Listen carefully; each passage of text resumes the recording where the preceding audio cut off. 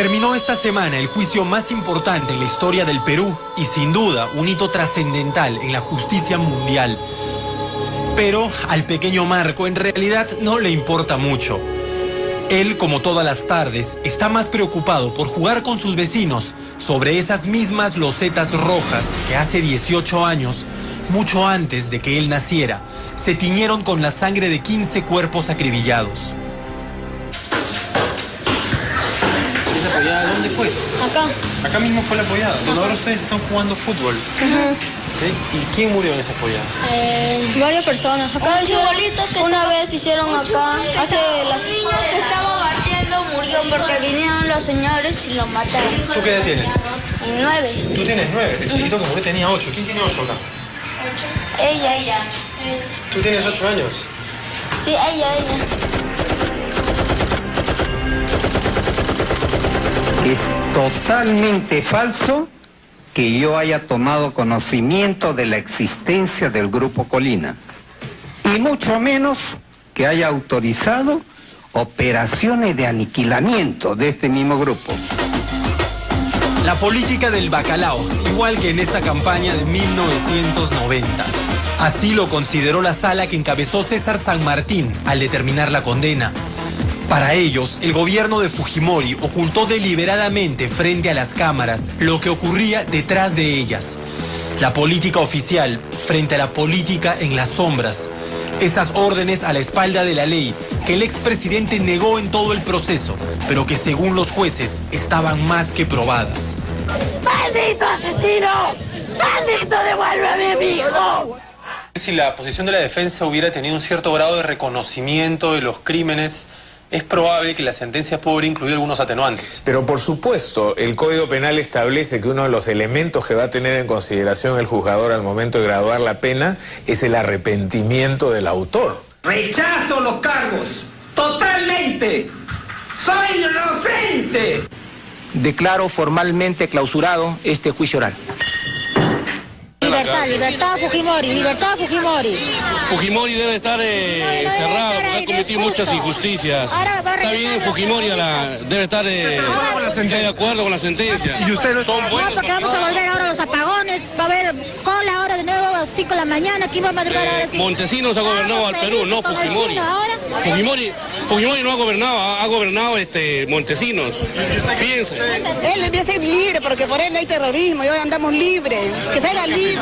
Sobre la sentencia. Está bien la sentencia, se ha dado. Está muy bien, sí, muy bien. Inclusive ha debido ser más. Los ecos de esa polémica inevitable cuando se habla de un expresidente todavía popular han ingresado también al 840 del Jirón Huanta en Barrios Altos.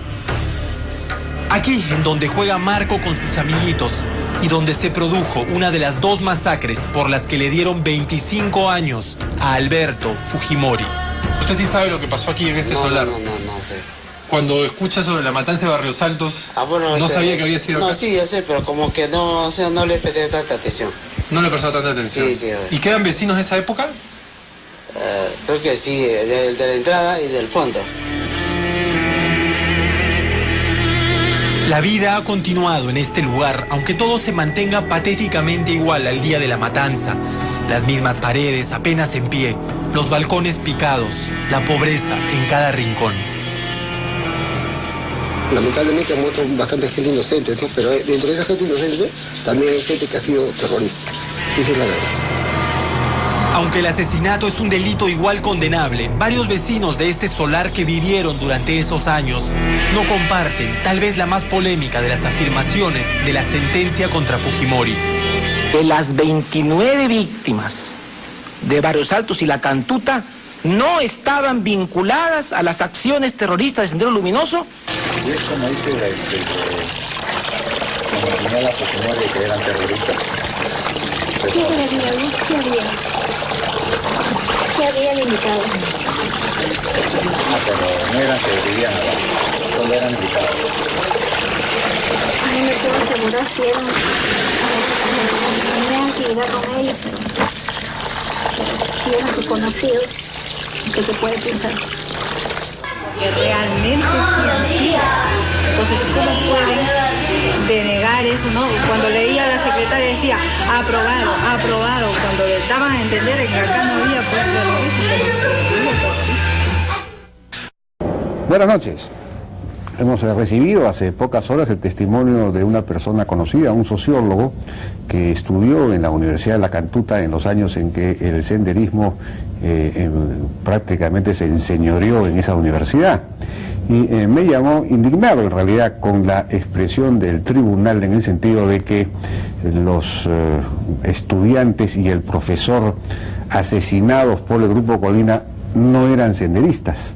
Me decía él que, bueno, él ha sido dirigente, estudiante en esa universidad, dirigente de la federación, hasta el año 87, en que ya la federación prácticamente dejó de existir porque Sendero tomó el control total de la universidad, pero hasta ese momento el grupo de los que no eran senderistas eran de izquierda. Él formaba parte de un grupo de izquierda que se llamaba Juventud Mariateísta, me parece, eran del PUM. Y era un grupo que de alguna manera le hacía la resistencia, contenía el avance de Sendero dentro de la Universidad de La Cantuta. Pues él me dice que ellos lucharon contra estos que luego fueron lamentablemente asesinados, o sea que ellos saben perfectamente quiénes eran. Respecto del profesor, me dijo Hugo Muñoz, es un guantino, perteneció a un organismo de Sendero Luminoso en Huanta y en Huamanga, fue uno de los reclutados por Aymar Guzmán en Huamanga y fue destacado precisamente a La Cantuta. Era un hombre, me dijo, yo he tomado café con él en la universidad y él no ocultaba su inclinación senderista. Él andaba incluso con un camisón de esos maoístas, ¿no es cierto? Y de los estudiantes me dijo que por lo menos 6 eran senderistas.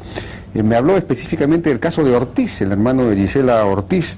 Dice que lo conoció personalmente cuando ingresó a la universidad, recuerda que fue, le parece, el año 86, y era un chico sano, normal, pero la propaganda, el trabajo político de Sendero en la Universidad de La Cantuta era tan fuerte que terminó captando a este chico Ortiz, que pasó de la noche a la mañana de ser amigo de esta persona que me llamó a odiarlo. Me dijo, me empezó a odiar.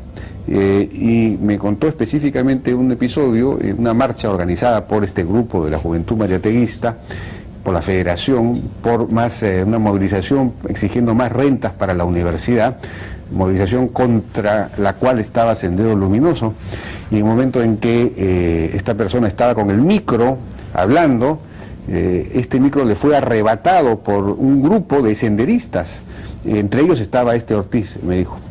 Y habían también otros de los que lamentablemente, desgraciadamente, después fueron cruelmente asesinados por el Grupo Colina.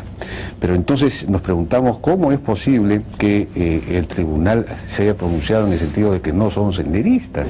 ¿Pero qué significa esto?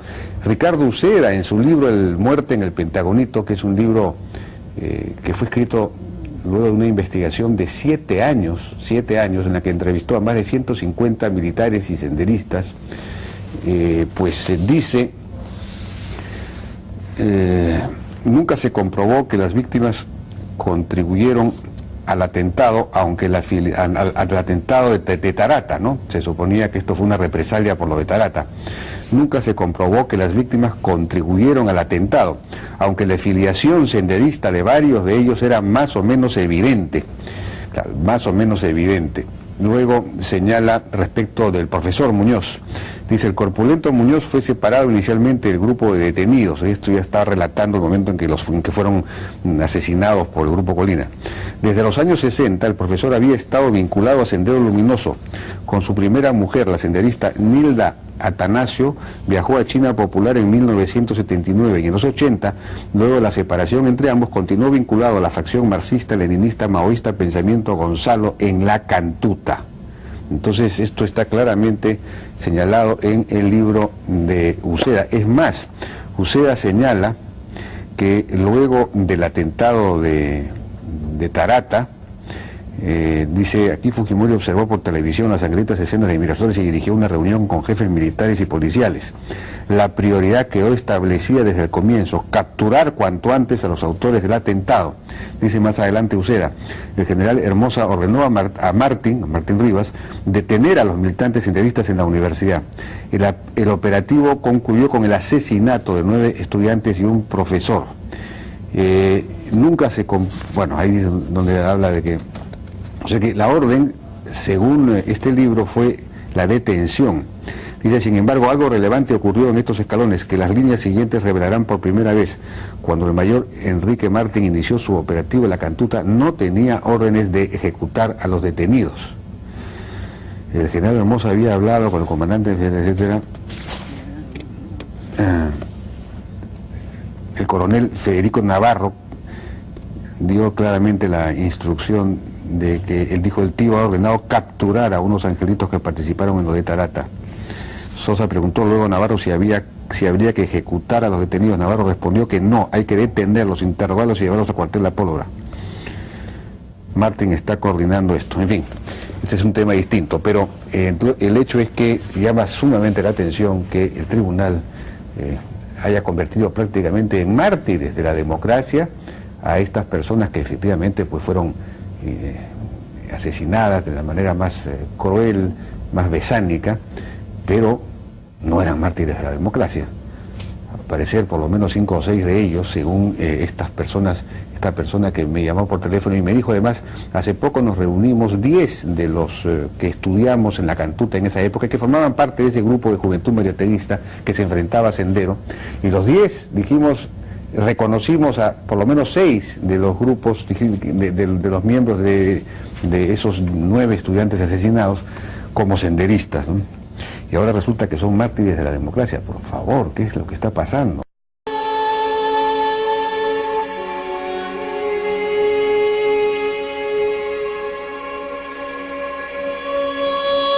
Terminó esta semana el juicio más importante en la historia del Perú y sin duda un hito trascendental en la justicia mundial. Pero al pequeño Marco en realidad no le importa mucho.